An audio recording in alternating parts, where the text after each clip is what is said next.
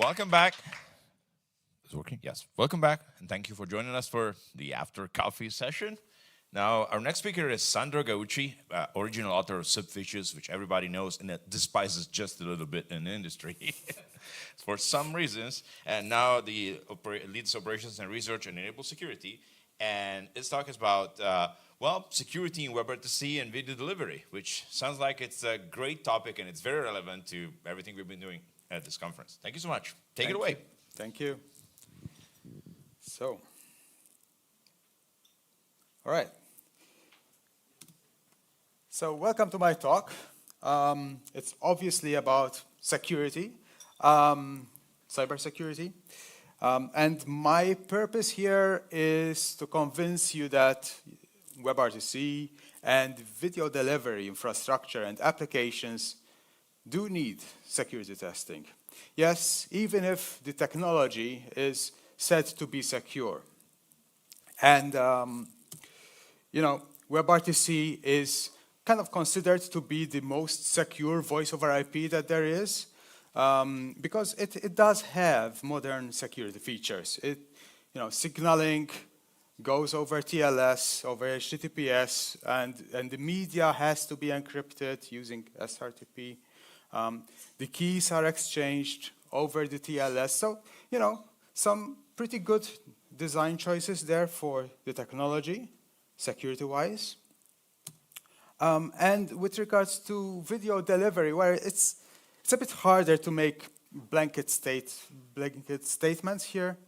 But, you know, SRT, the S there stands for secure, actually. I was quite surprised. And wish/whip is built on top of WebRTC. And therefore, it inherits these security features that we just mentioned and some others, thanks to WebRTC. But after this talk, I hope that, you know, you realize that secure technology is just a great starting point, that secure communications require a bit more than just using secure technologies or having secure in the protocol's name for all that matters. But who am I to talk about this?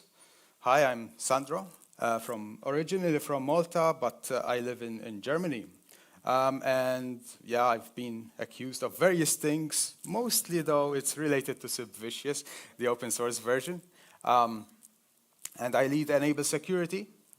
And what we do is security testing. So we're very focused on real-time communication security from an offensive security point of view. We don't do firewalls, okay? But we do security testing so that then companies can implement good solutions for the real security issues that are found. And there's a lot to worry about, of course, but how do we figure out, because we're talking about security here, what to worry about? Because, you know, it's very important to focus. And the key word here tends to be threat modeling. Since I need to mention AI, I asked Bing, because, you know, why not? And Bing says that threat modeling is a process used in cybersecurity to identify potential threats and vulnerabilities in software or systems. And it involves, and this is, I think, the important part, identifying the assets that need protection, identifying the potential threats to those assets, and prioritizing the threats based on their likelihood and impact. And likelihood and impact, they make up risk. And so threat modeling requires us to understand the attack surface. Okay, so I'm going to talk about attack surface, which, again, thank you, Bing, it's the total number of all possible entry points for unauthorized access to any system. And that includes all the vulnerabilities, entry points that can be exploited to carry out a security attack. So to do this, with regards to WebRTC, and I'm going to start with that, we kind of try to split the different components and then see what attacks apply to them, what vulnerabilities could be possible. And so we came up with a mind map and I'm sure you can see absolutely nothing except for the thing in the middle, which says WebRTC infrastructure attack surface. We will put this up on our blog. I will advertise that later. But what we have here is, and yes, it is very much works in progress, and definitely contribute if you can by telling us, hey, why did you not include this? But it's split into 4 areas. The media, which includes SRTP, DTLS, and data channels, but we did not put it in there because we don't know enough about that yet from a security context. NAT traversal, that's stun, ice, turn. Signaling, and it's kind of hard to nail, and gateway. And what I wanted to say is that it doesn't look extremely complex if we go back, okay? So it's not, in terms of attack trees or mind maps, it's not that complex in my opinion, but it's complex enough, and it's not to be taken for granted. Let's get started. Let's go delve into the details here. So we start with the media, and I zoomed in because I knew no one would be able to see anything from that mind map. I'm zoomed in into how we split the media. Can you guys see from the back? Yeah? All right. So the first thing up there is media processing, and I'm just going to go into that. So media servers need to process each incoming message, right? And we're talking about SRTP, SRTCP, DTLS, and stun. And the truth is, each protocol is sufficiently complex to do its job, especially DTLS. And okay, there are some people in the audience, I'm looking at you, Tim, who develop their own, everything. But most people will use a third party, right, to do DTLS especially. And the most obvious choice is OpenSSL, which comes with a history of vulnerabilities. Not all of them apply to a WebRTC application or WebRTC infrastructure. But we take an example of this vulnerability from last year, which CV 2022-0778, which was a denial of service vulnerability in OpenSSL and could be exploited using a specially crafted certificate, which when parsed would cause an infinite loop while parsing the elliptic curve key. And in the case of HTTP, this wouldn't be such a big deal because most of the times the client does not send a certificate most of the times to authenticate. But with WebRTC, the DTLS handshake does require you to have these certificates. It's kind of, a feature to prevent man-in-the-middle attacks, right? So the WebRTC media server needs to read the certificate presented during a DTLS handshake because it needs to compare that certificate with the hash that is presented in SDP. And that comes from a potential attacker, the client. So it's a security feature, and a very important one, but it can be also an attack vector, as seen in this case. So normally, this is the sort of traffic that you would see when you're looking at DTLS, the DTLS dance. Client hello, server hello, certificate from the server, and so on and so forth. And at some point, the client sends its own certificate. And an attacker could also send its own certificate, which exploits this vulnerability, right? And there's sample code on GitHub to reproduce this issue. It's not that easy, but it's doable, and we did that for our blog post. And we did that against our own demo server.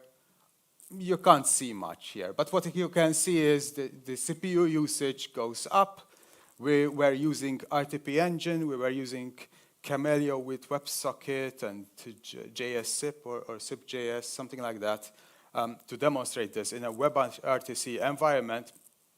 And the RTP engine, when presented with the TLS certificate that reproduces this problem, goes crazy and essentially stops responding, right? So our media server could not handle any more calls, any more WebRTC calls. And yeah, please check out the full blog post, of course. This would take quite a long time to explain everything, but yeah, we did document all of this, what we did, how to reproduce it, and so on, in a WebRTC environment. Now, how many people have dealt with media servers and considered that this is a potential problem? Show of hands. All right, yeah, that's impressive. So it's the right audience. So yeah, we look back at the mind map, and the next thing is RTP proxy vulnerabilities. Now, in some cases, WebRTC media servers might also be RTP proxies that are used in VoIP environments, like RTP engine, for example, and various other software. And this means that some of the voice over IP media vulnerabilities that we would find in a voice over IP environment might also apply in WebRTC environments. And here we describe two particular vulnerabilities because we have found them much more than we would have assumed, that much more commonly found than we thought you would find them in a WebRTC environment. And I'm going to start with RTP inject. How many of you have heard of this vulnerability? And okay, how many of you have tested for this vulnerability? All right, nice. Not so many, but better than zero. So this is how it goes, right? You have, it gets cut up there, but you can tell it's media server. You have the media server, you have the normal, this is the normal call flow that we see. I mean, this applies to both voice over IP and WebRTC, but let's assume this is a WebRTC environment. And you have the caller calling the callee, and there's the media server that is relaying all the RTP traffic there. Well, in an attack, and we use, of course, SIP-Vicious Pro for this usually, the attacker would send an RTP stream to the caller port over there, which ends up being relayed, maybe instead of the callee's RTP traffic, maybe not, maybe together with. There are different, different software behave differently. But this could lead to a denial of service, of course, and so on. And now you're thinking, but come on, it can't work. We use SRTP, right? Yes, you do. But the reality is that we've seen, okay, I would have never, I would have assumed, okay, SRTP is always being authenticated and so on. The reality is that during our tests, at least, with our customers, we have seen cases where the media server, as soon as the attacker sends an RTP stream or an SRTP stream to that port being handled on the media server for a particular call, the media server behaves in an undefined way. And what does this mean? Undefined might mean that the call goes just mute. The media server just stops sending the legitimate stream. It might mean that the media server starts sending the RTP stream to the victim user, and so on and so forth. And we have been really surprised when we saw in one particular instance, I think once or twice we saw this, where the malicious unencrypted RTP stream was taken in by the RTP proxy or media server and encrypted and sent to the victim. So the attacker could, I see Tim laughing here, and the attacker could send audio, we did not try video, but audio, and that is not encrypted, and the media server would happily encrypt it for the attacker and send it to the victim. So that's really cool and interesting, and a problem, of course. So yeah, I mean, we always wanted to test this and find this, and we did find this. So now we test for this always. Either way, even if this doesn't work in that way, whenever there is an injection problem, you're going to have denial of service at least, okay? Which is a big deal with regards to media. Let me move on to RTP bleed. It's a similar problem, all right? You have the same diagram as before, except we put the attacker there already. And in this case, the attacker starts sending RTP. And what happens is that the media server likes that RTP and says, okay, the IP of the attacker is actually the legitimate IP of the callee. And so the traffic starts, instead of going to the callee, starts going to the attacker. And the attacker gets all the traffic. Now, it's going to be encrypted, of course, in a WebRTC environment. But still, it's a big deal. Again, it leads to a denial of service. So, yep, that's a huge problem. How many of you have done or seen RTP bleed in practice? You said bleed? Bleed, yes, not inject. Okay, okay. And in a WebRTC environment, have you considered it to be a problem? I don't expect any hands here. Now you do. Yeah, that's good. That's good. But normally, ICE should be locking down the IP address. So how would this happen in a? Because maybe the media server is also a media server that is being used in VoIP environments, and it tries to take into consideration that you don't have ICE. That's the only explanation that I have in this case.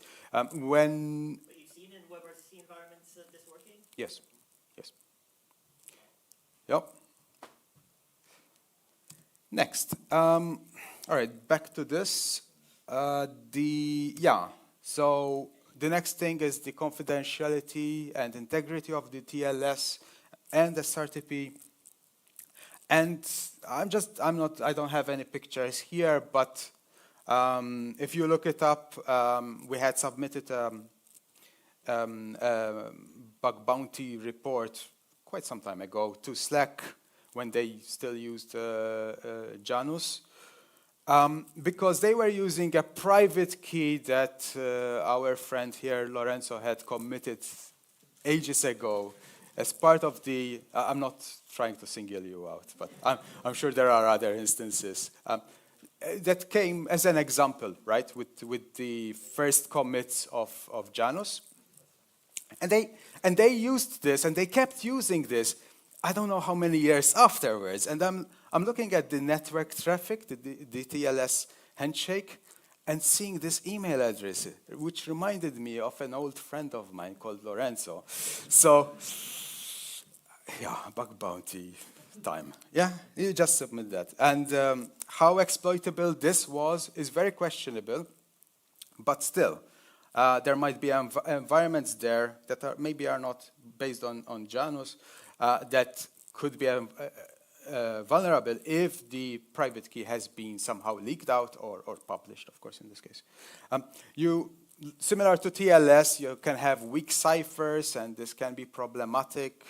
Not something that I'm going to go into so much. It's not we're not so good at that, but cryptographers And we still test for these things, of course, but yeah, it's something to keep in mind.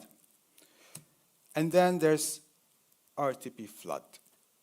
And yes, RTP flood is not to be confused with RTP inject or bleed. It's something that affects recording systems and transcoding systems. But what is it?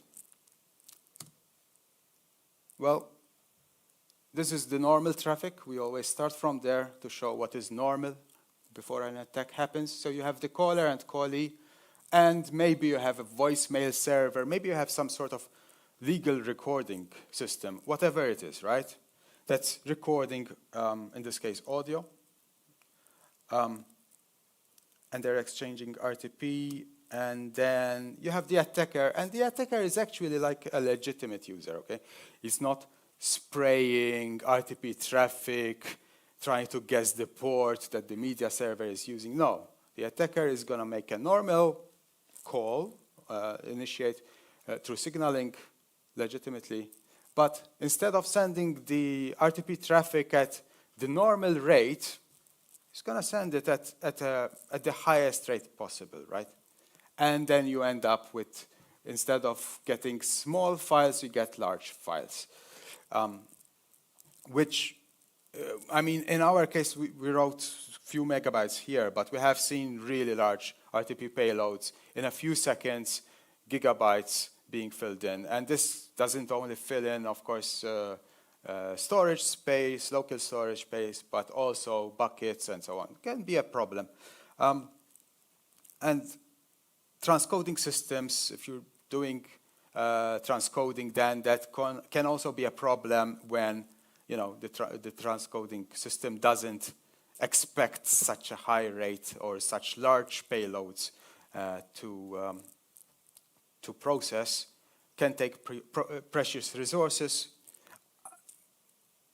So I think it's really important to test for this and also to see if the system recovers, right? Because that's something that we see. We see large files filling the disks and so on, and then nothing else works. All right, any questions about the media vulnerabilities before I move on to the next topic? Well, you can always ask. Yeah. An issue in asterisk. Yes. Okay. Yeah. That's what I thought. That didn't have a jitter buffer. So. Yeah. Yeah. It's found in a lot of systems. Some systems don't have this problem either because they do things very differently, like recording the audio after it's been processed and so on. So it depends, but it's definitely worth testing for. Actually, I have a question. What's a good defense? I don't have generic answers. Yeah. I mean, yeah. Wouldn't just having a jitter buffer to discard everything over the buffer overflow protect you? Yeah, yeah. So we've seen cases where having a relatively slow, like RTP engine, for example, doesn't keep up with the RTP traffic when at the rates on the hardware so it doesn't fill up so quickly, and that's kind of preventing the problem from being so bad. So the more performant you are, the more you need to watch out for this sort of problem. But it really depends. We try to find solutions that are easy to implement given that particular software. Net traversal. So that's the next topic. We split it up. Again, you have message processing, of course, and that can lead to crashes, and there might be injection, there were injection vulnerabilities, SQL injection, for example, vulnerabilities in turn servers, in the main turn server that everyone seems to use, except for a few.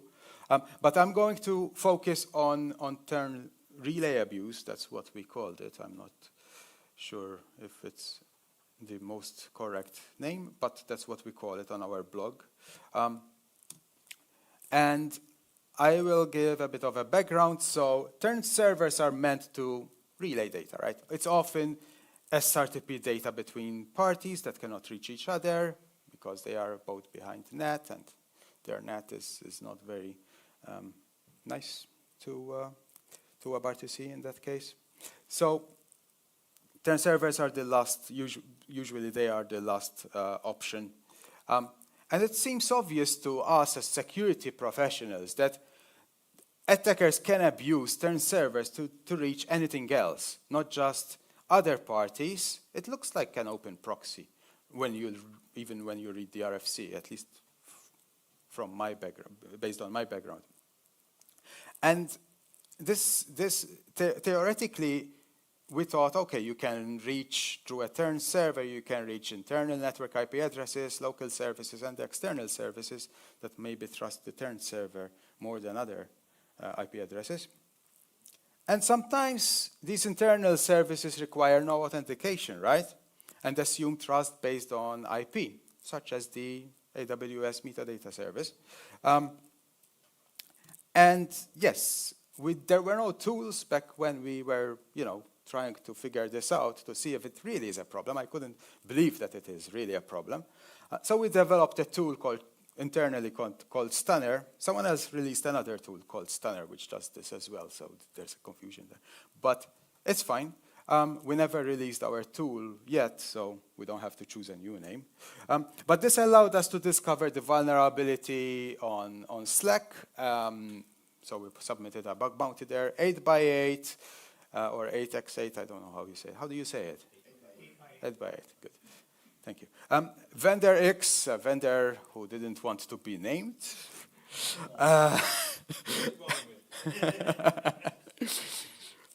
Signal's infrastructure, although in the case of Signal, the app, it wasn't such a big deal. And of course, our customers. Thank you, customers. And yeah, we have a demo for this. So in the demo, we have a web server which is configured to block internet access to /secret, a secret location. And only internal IP addresses are allowed to view this location. And then there's the turn server on the same server, which is configured to block any internal IP addresses, including localhost. So it should be safe, But if one uses the turn server as a relay, therefore, to access 127.0.0.1 /secret, the turn server blocks that, okay? The web server would not necessarily block that, but the turn server would. So let me, I have to go here. Where's the mouse? Oh, no. The mouse. Yeah, there's the mouse. When I hit it, tell me. All right, almost there? Yep. Yeah, all right. So, yeah, we have the web server configuration. We just show it so that you can maybe believe us that this is not a fake demo. And when you try to access /secret, then you get Gandalf telling you that you cannot pass. And then you have the turn server on the same server. There's the way it's configured, and we're using Stunner. And then we configure the web browser so that it passes through our tool, which passes through the turn server, and we try to do 127.0.0.1 /secret. And that fails to connect, and we get a 403 forbidden from the turn server, okay? But we found a bypass in coturn, which when you type 0.0.0.0, it allows you to actually access that secret location, and then you can safely shut down the internet. So that's great. This got fixed, of course, in coturn because we submitted various security issues so that they can fix them. But yeah, this was one problem. So where were we? Yeah, all right. So that's what I have about NAT traversal. And then there's the gateway. I only have a brief note here. We include it so that we don't forget about gateways. Sometimes WebRTC platforms, you can, in video conferencing systems especially, you can call out or in through PSTN, right? Through a traditional phone system. Google Meet, Jitsi comes to mind, which have these sort of, not vulnerability, functionality. So the interaction between WebRTC and the platform and external systems is very interesting, right? Because you can have, obviously, toll fraud in some cases. You can have injection of special SIP headers. Maybe the signaling protocol that you're using for WebRTC allows you to inject carriage return new lines and so on and so forth. And that gets transformed into SIP, and you get some interesting behavior. There's a lot that can be done, but it's a very interesting attack vector. So don't forget it, but also it really, we cannot say, okay, you have to look for this specifically, and so on and so forth, because everyone has different kinds of gateways, different signaling protocols, and so on and so forth. Which brings us to signaling. So obviously, I'm not gonna tell you what signaling is, but WebRTC does not define a signaling protocol other than, okay, use SDP for this stuff. We have, of course, seen SIP or XMPP being used over HTTP or WebSocket, which is somewhat common for really basic systems. And that's how we did our attack platform, our demo server that I showed before. It's using SIP over WebSocket. So these systems, they do inherit security problems that affect those old protocols, right? So that's something to look for. That's part of the attack surface, for sure, if you're using well-known protocols.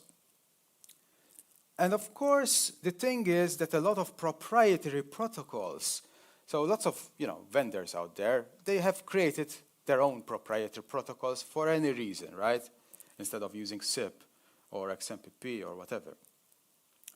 And the thing is, when you reinvent the wheel, you also reinvent the vulnerabilities, possibly. So I give an example here. The equivalent of SIP invite flood denial of service vulnerability can often be found elsewhere. In many places, because initiating calls and setting up the media and so on takes a lot of resources. There's various things that can go wrong. We did try to kind of list things under signaling in the attack surface mind map. And so we do have this. These are all the sort of things that we have seen during our testing.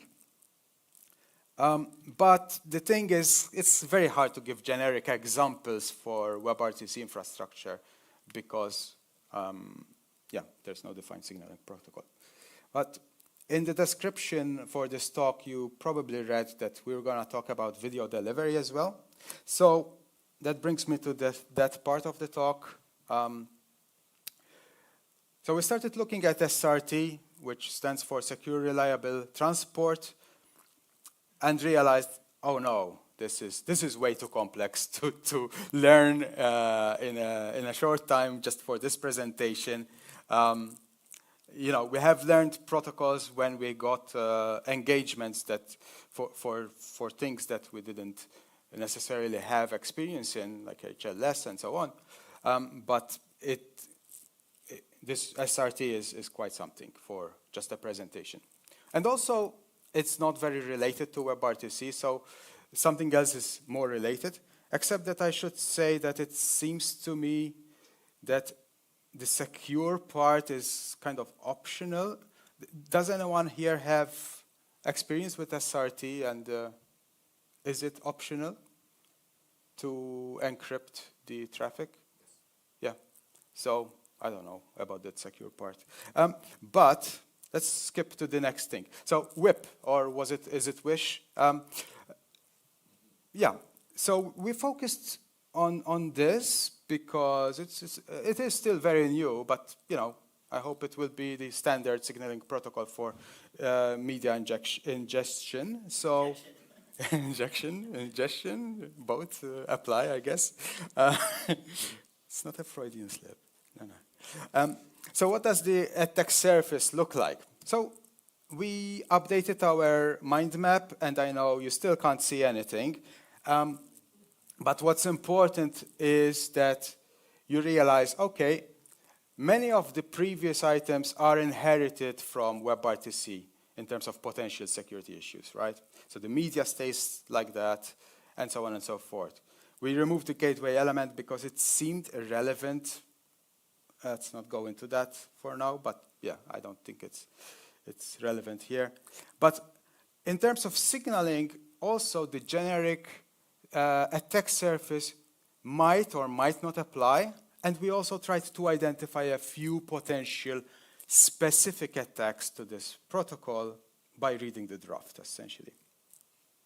All right, so we came up with this.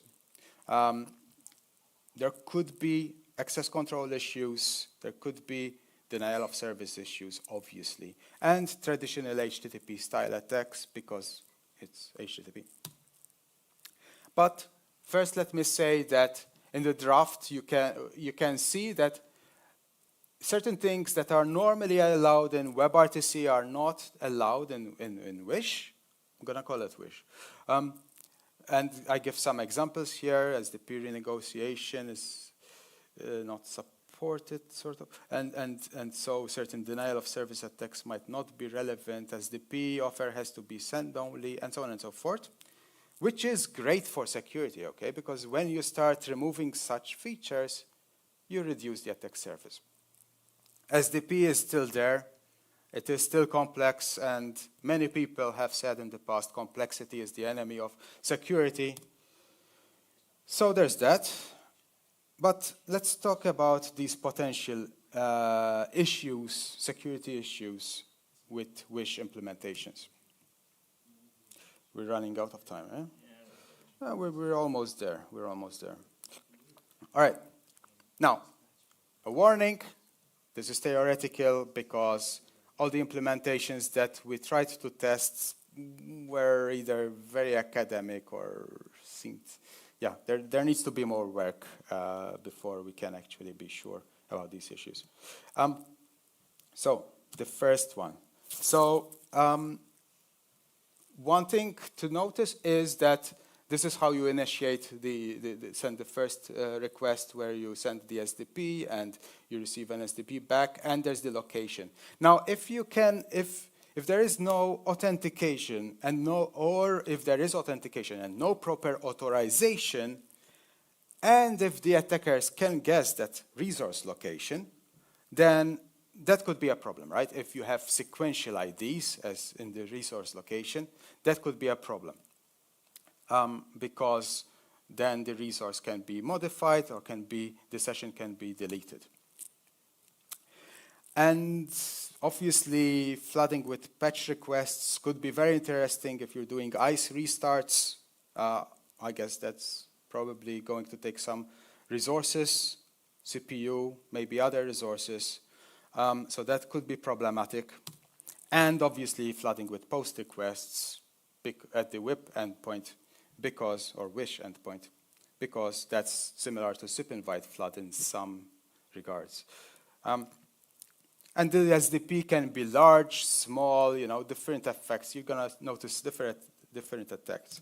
So, concluding, I would have liked to discuss more about Wish, especially with Lorenzo, but I think we're going to do this over beer, because we're under 1 minute now. So, gratitude. Yes, this is the part where I thank my colleague Alfred, who I couldn't do this presentation without him because he provided with a lot of content and resources. And the ComCon team, thank you guys for organizing this event, and our customers, because they keep us healthy.